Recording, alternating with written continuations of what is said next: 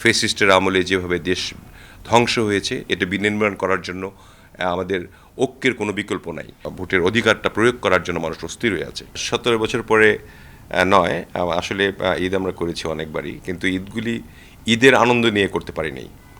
এবং আপনি জানেন যে আমরা এর আগে রোজার ঈদ, যেটা মানে ঈদ উল ফিতর, সেটাও আমরা দেশে করেছি আমি। এবং সেখানে নেতাকর্মীদের সাথে নিয়ে আমরা আনন্দ ঘন মুহূর্তে সবাই আমরা সময় কাটিয়েছি সেই দিনটা। সত্যিকার অর্থেই ঈদের আনন্দ উপভোগ করেছি। এই ঈদটি হলো কুরবানির ঈদ। কুরবানির ঈদটায় সাধারণত আমরা মনে করি যে পশু কুরবানির মাধ্যমে আমাদের মধ্যে যে আত্মহংকার, হিংসা, বিদ্বেষ, এগুলিকে কুরবানি দেওয়া হয়।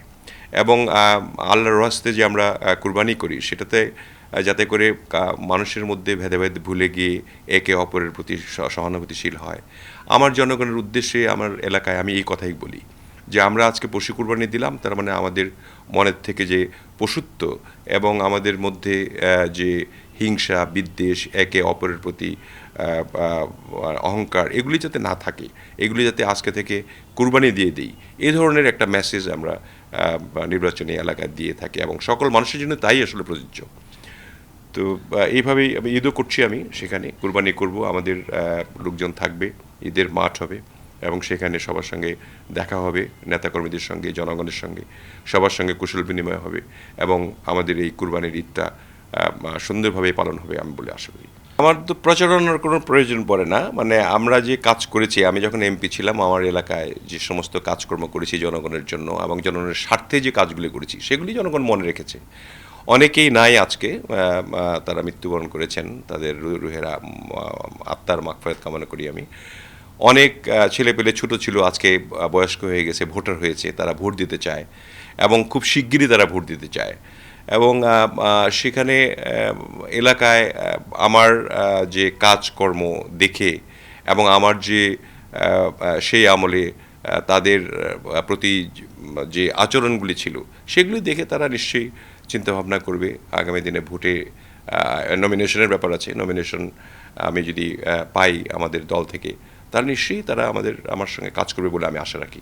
সারা দেশে বিএনপির সাপোর্টার অনেক বেশি এবং বাংলাদেশ জাতীয়তাবাদী দল যে বিপুল ভোটে বিজয়ী হবে, এতে কোনো আমার অন্তপক্ষে সন্দেহ নেই। কারণ ফ্যাসিস্ট আমলে যে অত্যাচারিত হয়েছে মানুষ, জনগণ, এখন বাংলাদেশ জাতীয়তাবাদী দলই একমাত্র অবলম্বন জনগণের জন্য, যে এই দলই এই দেশের সুফল বয়ে আনতে পারে। এবং বিশেষ করে নগদ পেমেন্টে 500 টাকা পর্যন্ত ক্যাশব্যাক আর লেনদেনে প্রতিদিন ডিপ ফ্রিজ এবং ঘন্টায় ঘন্টায় এসি, টিভি সহ দারুণ সব গিফট।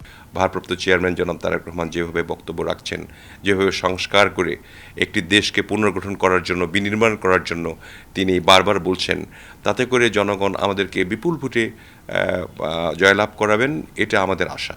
এবং আমার এলাকায় আমি মনে করি যে আমরাও তারই একটি অংশ।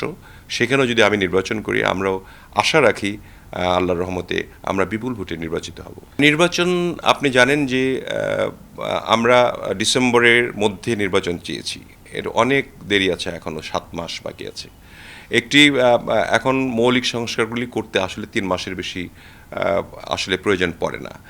এখন আমাদের অন্তর্বর্তীকালীন সরকারকে গতকালকেও আমাদের বাংলাদেশ জাতীয়তাবাদী দল থেকে অনুরোধ করা হয়েছে যে যেহেতু এখনও শৃঙ্খলা ফিরে আসেনি এই দেশের 5ই আগস্টের পরে, একটি রাজনৈতিক সরকার যদি গঠন হয় তাহলে শৃঙ্খলা ফিরে আসবে বলে আমরা আশা রাখি। আর আমাদের যে সংস্কারগুলি যেগুলি রেটিফাই করতে হবে সংসদে, সেগুলি আমাদের প্রস্তাবনা দেওয়া আছে অন্তর্বর্তীকালীন সরকারকে।